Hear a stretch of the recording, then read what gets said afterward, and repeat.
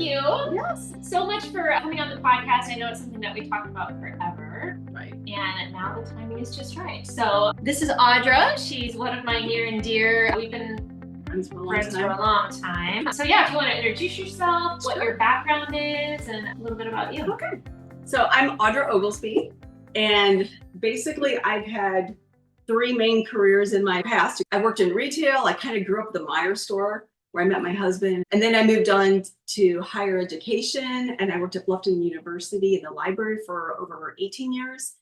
And now I'm just starting what I like to refer to as my final career, which is working with community banking, which is all seems very different, but it kind of fits because I have a master's in organizational management. So it kind of fits. But I think that we met probably in late 2000s, like 2006, 7, somewhere. Yeah, I started practice in 2009. So that was shortly after that. Then that is when we met. Yeah. So that was kind of cool. Yeah. And I forget, how did we meet? So working at Bluffton, we used to have civic engagement theme days, and we had one on health and wellness. And I sat in on, I guess I'll throw out Stan Scarborough. Oh, yeah. And he was talking about supplementation and a little bit about like inflammation and cellular health. And I just was like, wait a minute, because I had just been diagnosed with Crohn's disease. And all my life I'd been sick, didn't know what it was. Turns out my biological father had Crohn's disease, which probably played into his early death. And my half sister called me one day to tell me she had just been diagnosed, and then a light bulb went off. Although it was a little different. I'm like, oh my gosh, this is exactly what I've had. And nobody caught that up until that point. No, I was told I had an ovarian cyst because I'm a woman. I had a lot of, male doctors. Anyways, wait a minute. I don't have to take these drugs. And I was literally given a life sentence. You will be on medication for the rest of your life. You can expect to be hospitalized. You can expect to undergo the knife, because we're probably going to have to take some of your intestines out at any given time. And basically it was like word vomit of, this is your sentence. But luckily I'm a little rebellious, so I'm like, yeah, let's see. But Stan got me started on it, and he's the one that recommended that I could seek out other options as well. But he did get me started on some supplements, which were probably the best thing I did. He had blood work run for me and said I was low in vitamin D. He suggested the omega-3s, and then he suggested the L-glutamine powder. But when I walked in to meet him, like as a consult, he handed me research papers. And I was like, yes. And I had just started working in the library at Bluffton University. So I was in the right place at the right time, because over the years, just kind of you and I working together and going back and forth and stuff. Well, basically, I think it's been since 2015. I've been off about 10 years. Yeah, I've been off my medication, except for the little stint after a car accident when I had to have upper and lower bowel repair, because they take everything out and everything doesn't go back in the same. And then, but that's when I was in the hospital, and you were the first person I called. Hey, I'm going to miss my appointment. And I want to send my daughter in because I think you gave her supplements, because I couldn't eat the hospital food. Yes. I refused. Yes. So I basically drank my stuff. So yeah. That's a whole nother story. To be continued. But yeah, that was but that's how, so I think, and then over the years, I realized chiropractic care was exactly what I needed, especially as I started getting more active and I started lifting and I started working out. Right. That was a great thing.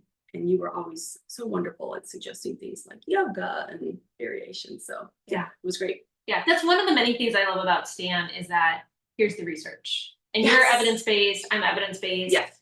Let me see what the studies show. Mm-hmm. So yeah, that's awesome. That started your health journey. Yeah.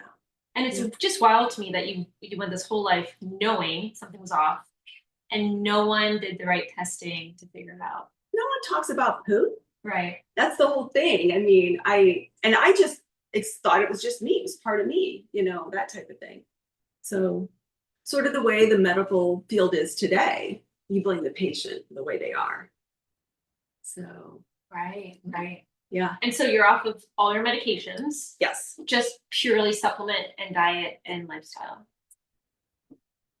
And my own kombucha. And your own kombucha. She brought me Scoby today, which I cannot wait. I tried sourdough, and sourdough is not my jam.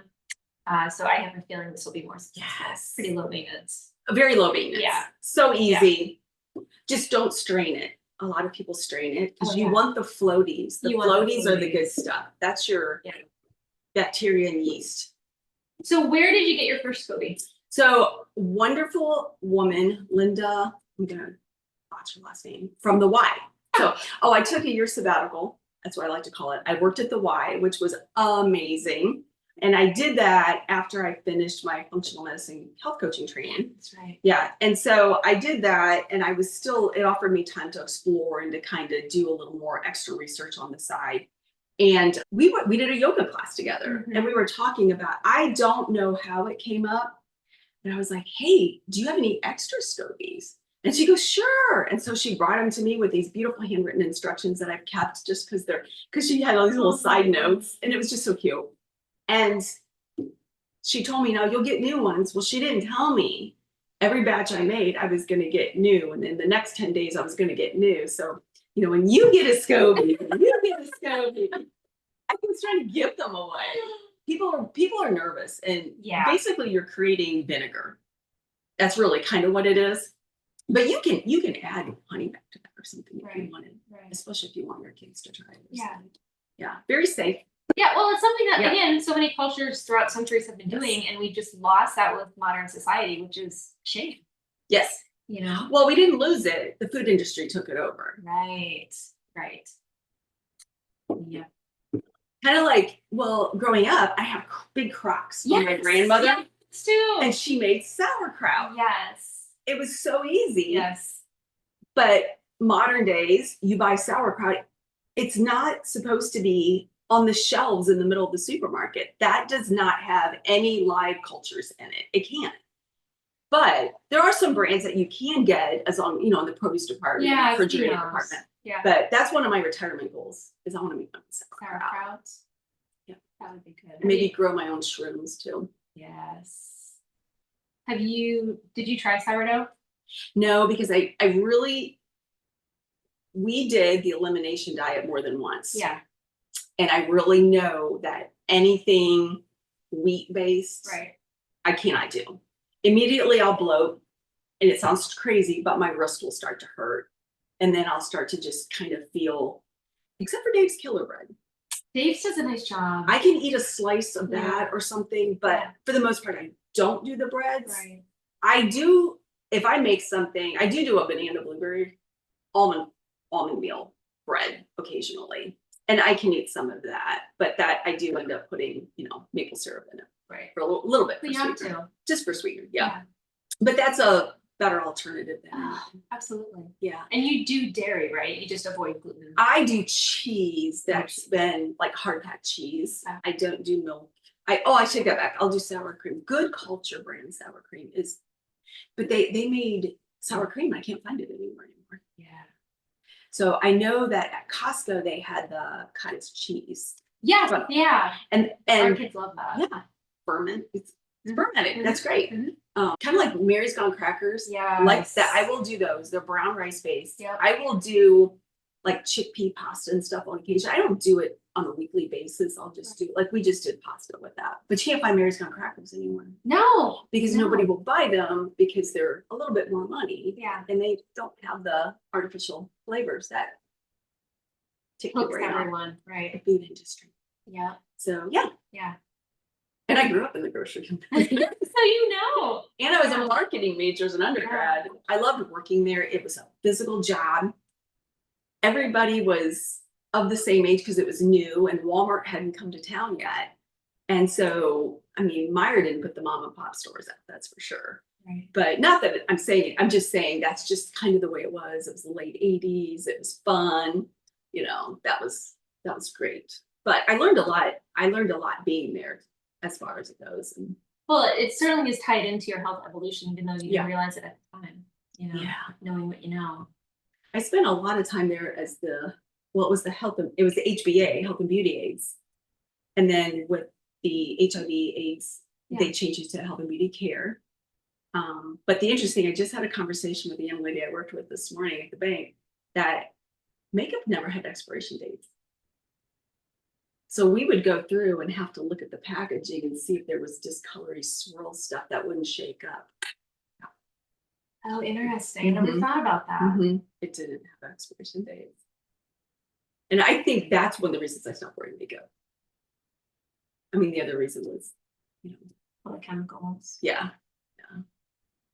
It also had to do with the way society expected you to, including possible boyfriends saying, but I also watched my mom, she grew up in a time where, women wore high heels and skirts. Yeah. And she would have to put all her makeup and do her hair. And I'm just like, that's a lot of time. I can't do that. I only hairbrush, wash my hair, wash my face. That's so funny. Yeah, and she probably did that just to go out to the grocery store, right? Maybe. Yes. Yeah, Yes. I think for sure. Yeah. And we had one bathroom. It was fine. Yeah. I mean, I wore it in high school, but it was once I graduated high school. Well, and then I was like, oof, I like doing that. So. I mean, there's some good clean ones I'll use. Oh, yes. Like eyebrows, eyelashes, and my powder, and that's it. When I worked with at one of the little stints I did, health coaching with a medical practice upstate New York, they asked that we wore makeup. It was in our thing. So I did get some and do it. To be on the Zooms. Yeah. Right? Yeah. Interesting. I guess. I was given the handbook and I read through it and certain clothes that you wore, which, you know what? That's fine. Yeah. That was a great experience too. I mean, I learned a lot from the doctors there and everything too. What do you think the most important thing you learned was? Like, what surprised you the most? What surprised me the most? Well, I think what surprised me the most was how people really are ingrained in societal norms, and it's hard to break away from that. Like a calorie is a calorie. Yeah. A calorie is not a calorie. Yes. Ansel Keys has been disproved along, all the way, but it's so ingrained. So that part, and people really hang on to that. And then the other part was kind of understanding hormone imbalance, how unbelievable that is. Back to talking about medicine, and we blame the patient, we blame the person because, well, if you're overweight, you should just eat less and exercise more. But you can't do that when your biochemistry is all messed up. Right. Look at pregnant women. I mean, if you're a woman and you've been pregnant, it's like, I want that and I want it right now. That type of thing. Well, that's biochemically the way it is. So, I mean, that's what needs to be addressed and to think through the changing. I do think that modifiable lifestyle factors are 100% within someone's control, but everyone's different. Everybody has a different style of change to approach change. And, these 30 days or better you books. I mean, there's amazing content in them. And if that works for you, go, I need a plan. I will just follow anybody else's plan. That's great. But that doesn't work for everybody. And then you end up with someone who fails. Right. And then that plan expires. And how long do you keep that plan and not make a lifestyle? Yeah. That's the catch. Oh, yeah. That's the catch. So I know for me, when I worked at the university, we did strengths finders where everybody took a test and you kind of learned. Oh, okay. Oh my God, I loved it. I was like, yes. Is that like the personality? Like sort of. Okay. So when we did the strengths finder, like it wasn't a surprise for me. My number one strength was learner. My number two strength was intellect. And then there was a few others.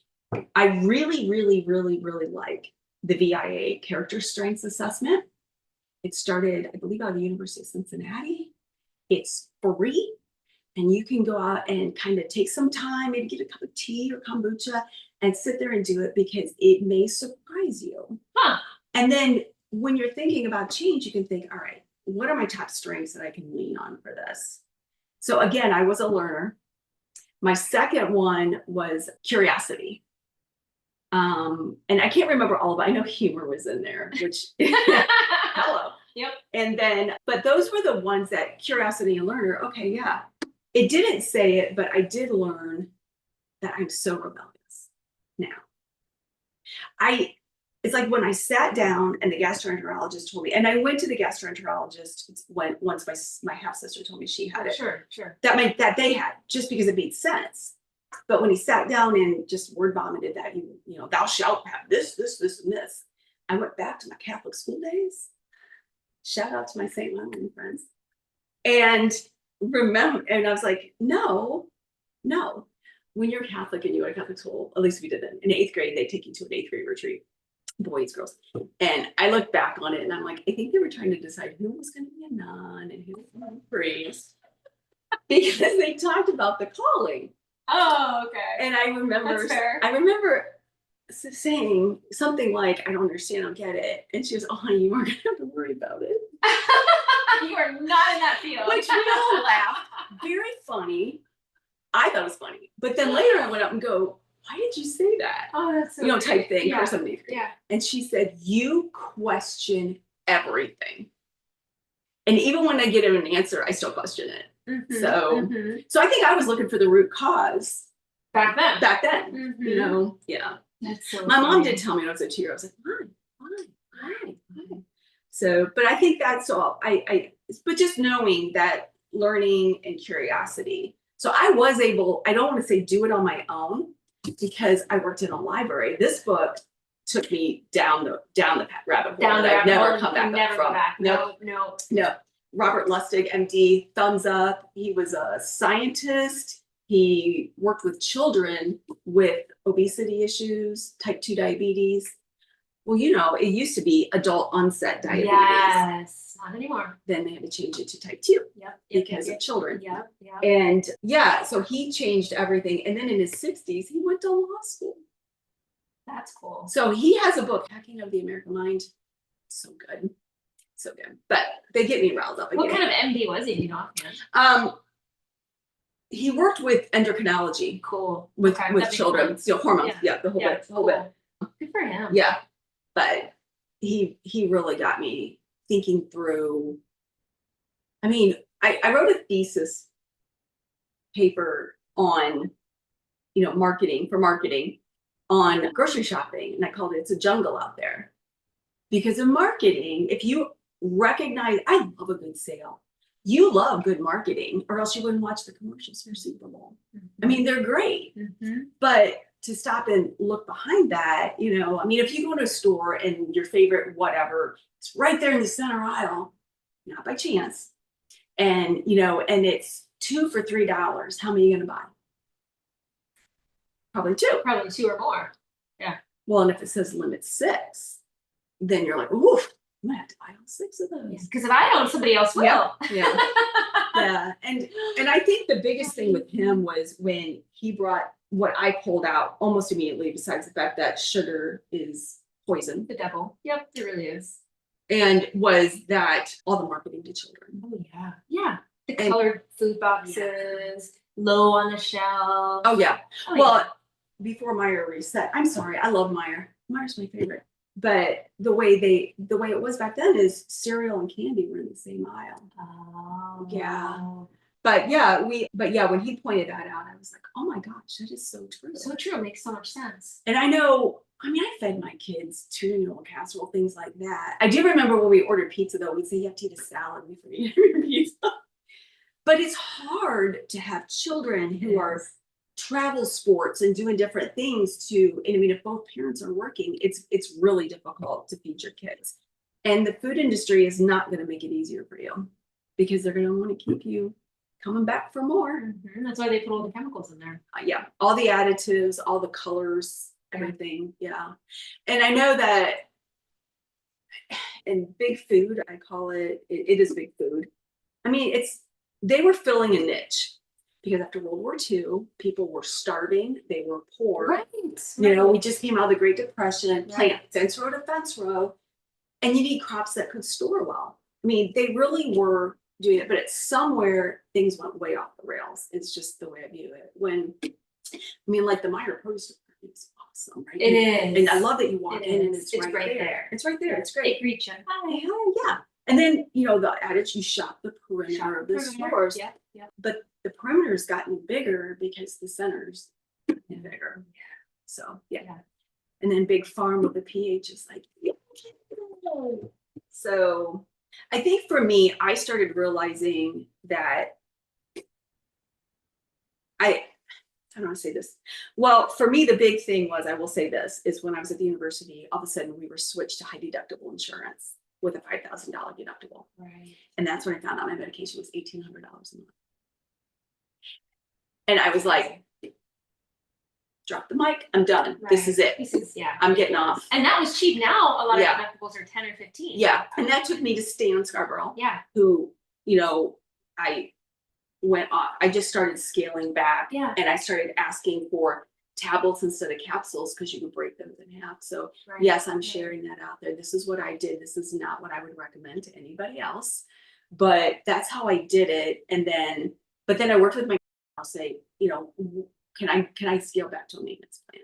So as I kept getting better, I was testing it and it kept going and going to the finally the point where I have a new gastroenterologist. He's like, I don't know what to do with you.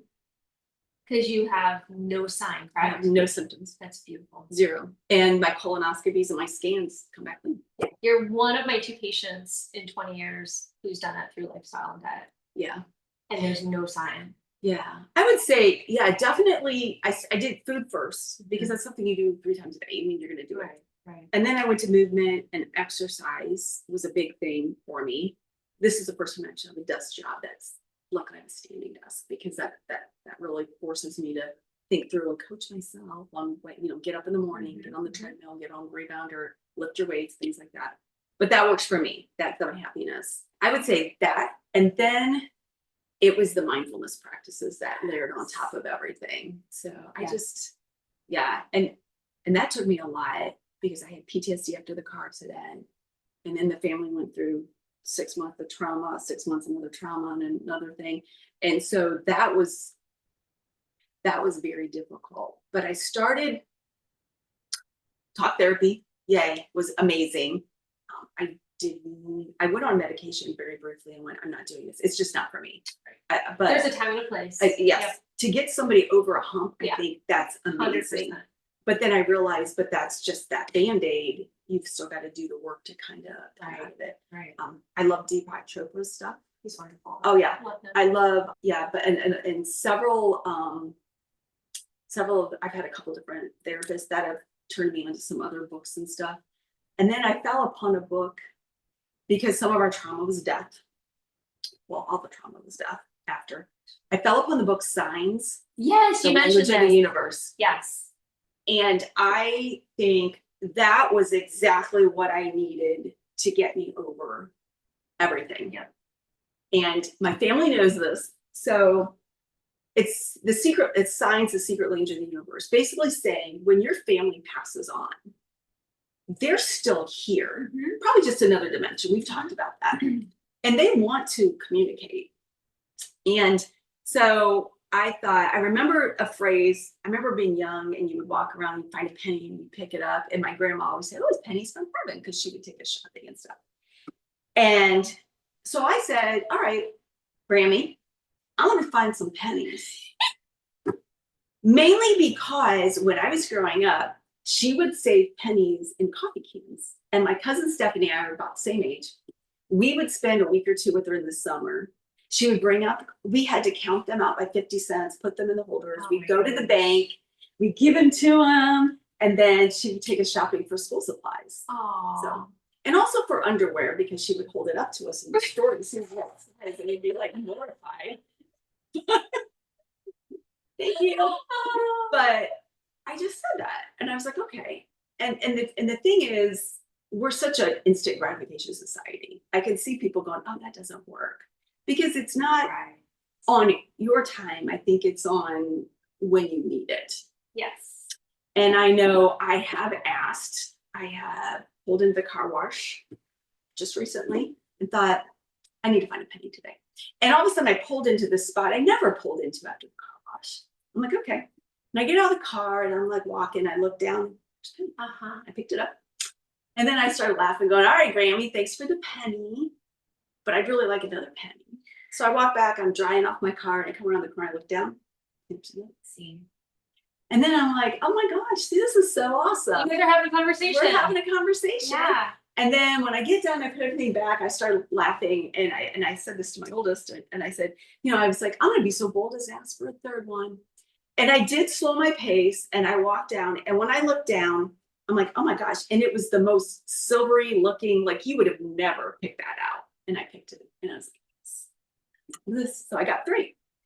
I was thinking about this podcast with you and yesterday, and I was going home and I was on Bluetooth talking to my daughter, and I was like, oh, I should get gas. I go, okay, honey, I'm gonna pull in to get gas. And I turned in to get gas. I wasn't planning on it until I came into Macomb.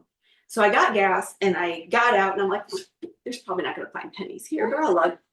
So I did everything, and I was looking, and I turned and looked, and I went, oh my gosh. So there's a penny.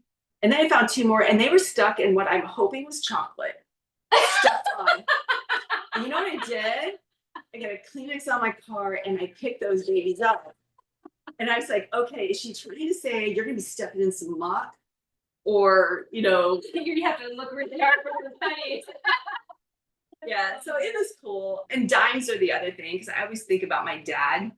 So he saved change, and he would save dollar bills, he would save change and everything.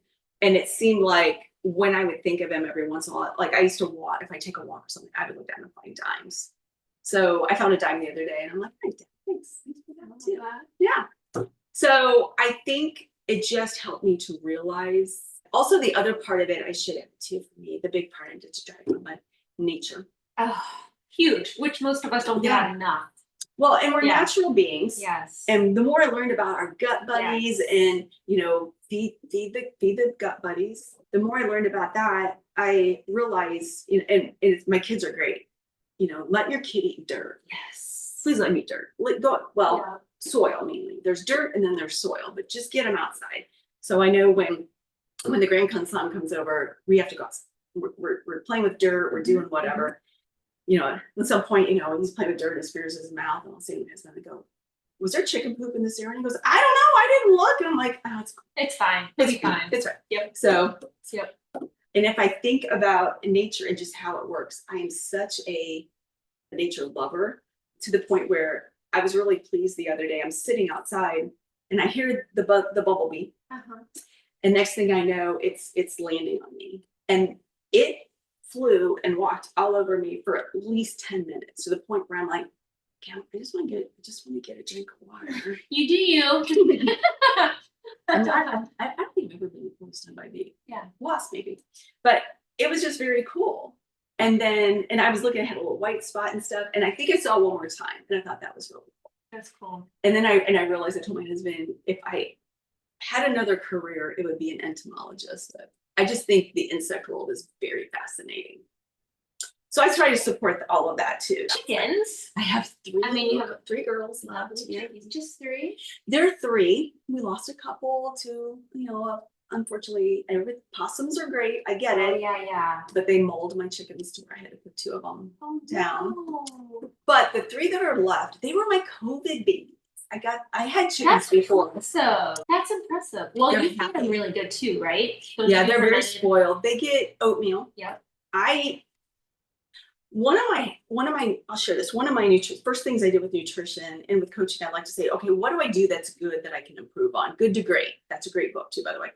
Breakfast. I eat breakfast every day. Yeah. So I knew I could start there. So I started by saying eggs. I'm going to eat eggs because I had chickens. So chicken eggs, and then I layered it with broccoli. I wanted a cruciferous vegetable. Then I layered it with kale, because superfoods are rough, but kale's pretty up there. So I grow my own kale. I have a hard time growing broccoli, but I get broccoli. And then I added mushrooms later. And then I added things to it, like turmeric is my big one too. And then sunflower seeds for DNA methylation, pumpkin seeds. And then I started mixing flax seeds, hemp seeds. I mean, all of it. It's a big thing.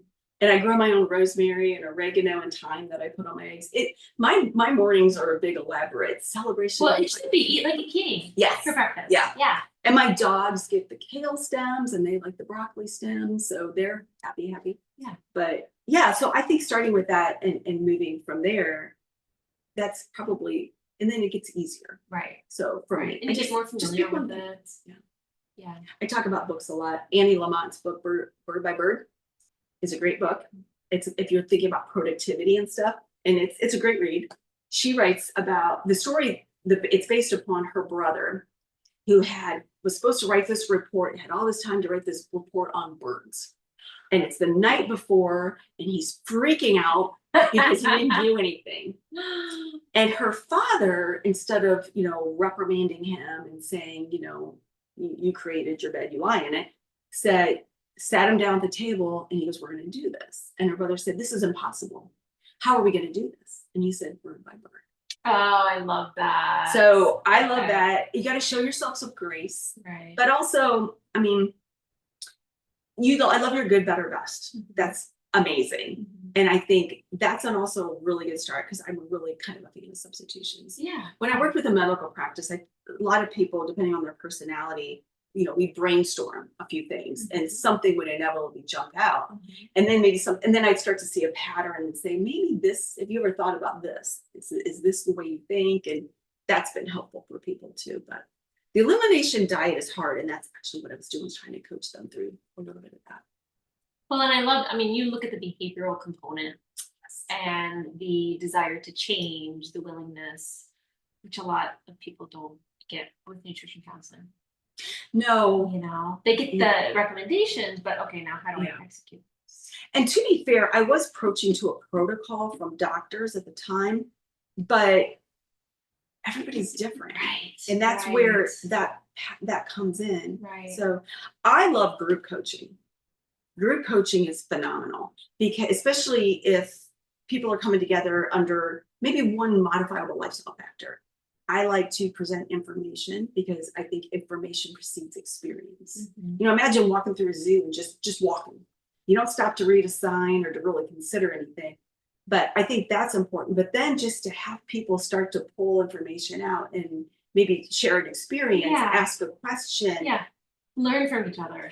Yes. But then you also now you've walked away from a session with a whole group of supporters. Yes. Because accountability is an issue, and man, instant gratification. And I mean, one more thing I told you I was going to mention: social media. Social media. Oh, the dopamine. Yes. Yeah. Dopamine and serotonin are two very different things. Dopamine's your, happiness, that type of thing. And serotonin's more, I view it as more of your joy and contentment. And when you get those dopamine hits, they don't last. So then you have to have another one. And another one. Which is why that scrolling goes Scrolling. and goes. Growing up, the TV was called the idiot box. Because if you sat there in front of it, you would just be an idiot. Yeah. Then later, my husband brought this up about, why are you sitting there watching other people live their lives? That's social media. Wow, that is social media. Yeah. And then you get the comparison. Paranoia. Yes. So bad. Wow. So I know the doctor with this practice would write prescriptions saying no more than 15 minutes of social media. I have a rule for myself, and now I don't even remember to get. I'm so bad about being on social media, but I will scroll, and I try to find 3 people I can do something positive for. I'm sending out those positive vibes. Right. But the minute I see the third thing that irritates me, or is just disheartening, or it's like, really, why did you have to put that out there? Yeah. Done. Come on. That's a good rule. Yeah. That's a really good rule. The other thing to think about, the TV is a box, and then we live in a box. We're in a box when we go to work. Right. Box when you get there. And you eat out of a box. My thing is, think outside that box. Go outside, walk if you don't have to drive, and try. I think there's such a joy in preparing your own food. Mainly for me, it becomes a mindfulness time. Yes. All the colors, because I love Eat the Rainbow.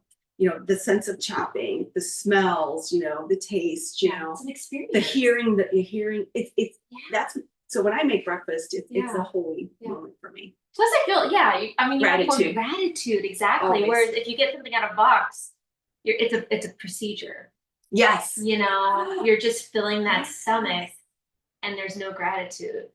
I mean, maybe, but not to the extent, Yeah, you need those phytonutrients. And, I mean, sugar inherently, yes, sugar I taught a upcoming scholar class at Lifton University, and at the end the students would do like little reviews, and several of them I had written on mine. I'm so glad she told me sugar is legal cocaine.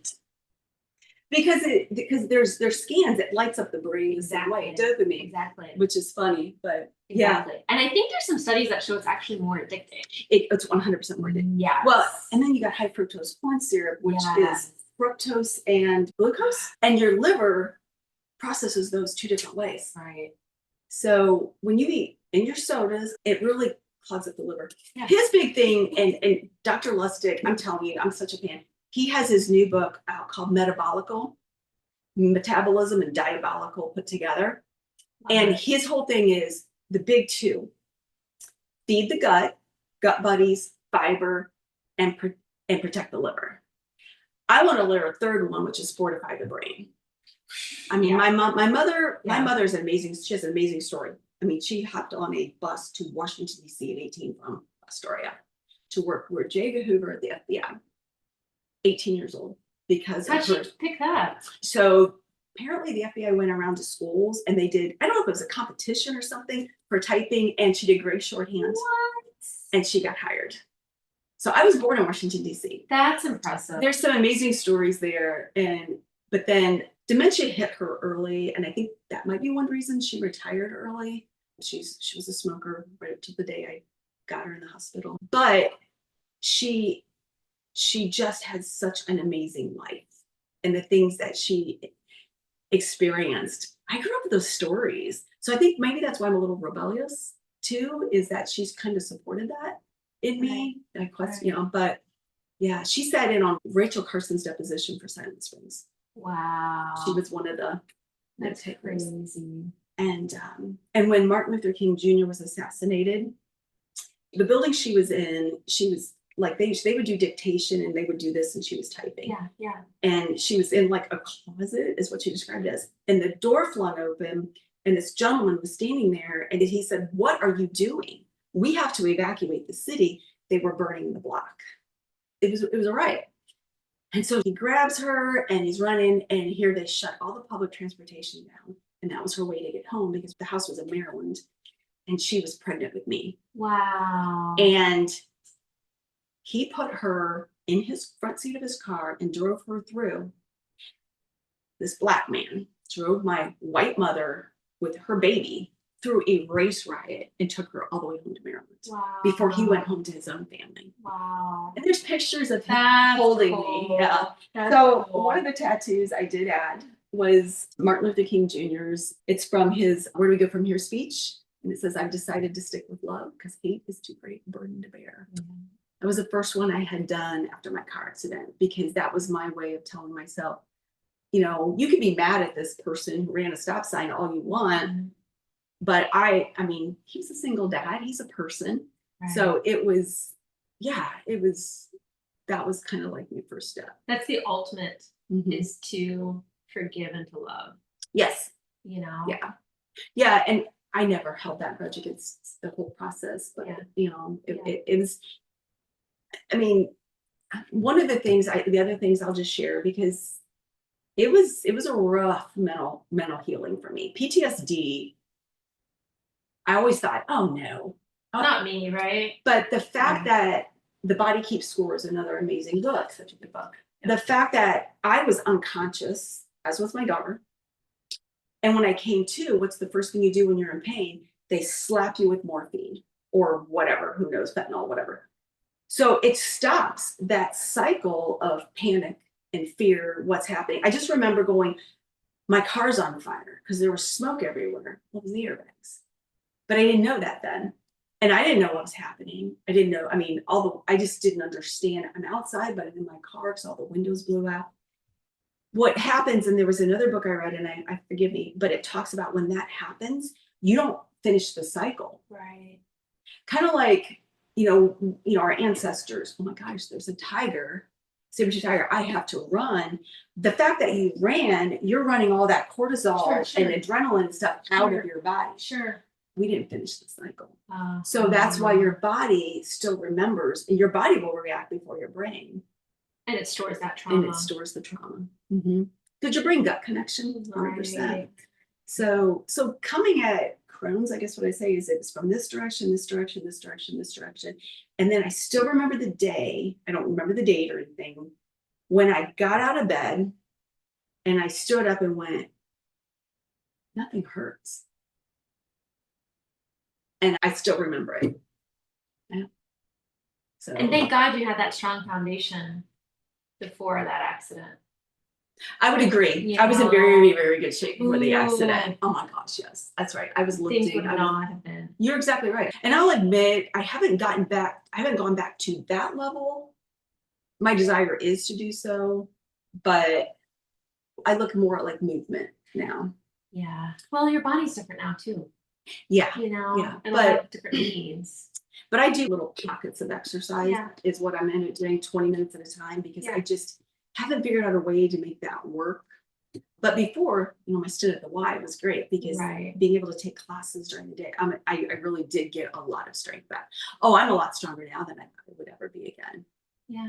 I've got, I won't get my abs back because I had 4 abdominal surgeries, but they're there. I can feel them. They're there. They're there. And you do health coaching. So I did want to tell everyone about that. I've done a little bit. I took a break to kind of learn my finance role as a credit analyst with the bank, but I do want to start group coaching sessions. I do have a professional Zoom. I tend to do them by Zoom because I am HIPAA compliant. And that allows them to be in the space that they chose. Mm-hmm. So I don't have to worry there. And you're comfortable and you can be in your pajamas, you can do whatever you want. It's perfect with schedules too. Yeah. And I love it when people's cats jump up. And I'm like, oh, please. Yeah. It tells me a little bit about you. Yeah, and it's nice to kind of get that appreciation of the individual, tailor it, and then get the sense of the group because I'm sure, every group's different. Different vibes, different energy. Yes. If it's a group of family or a group of friends, that can work very, very well. Right. And we can talk about anything. There's the modifiable lifestyle factors. Food is always a really natural good choice, but again, the big thing is thinking about where are you at in this time? Why do you do what you do? And then start to think, where do you want to go from here? Martin Luther King, where do you go from here?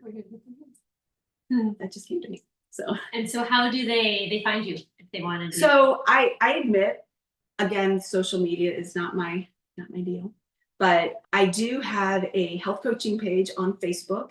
It's AO Health Coaching LLC. I can be emailed at that, AO Health Coaching LLC @gmail.com. Facebook Messenger is perfect. Those two work. I do keep a separation. Awesome. Well, thank you so much for coming. I'll make sure I share your direct link. Thank you.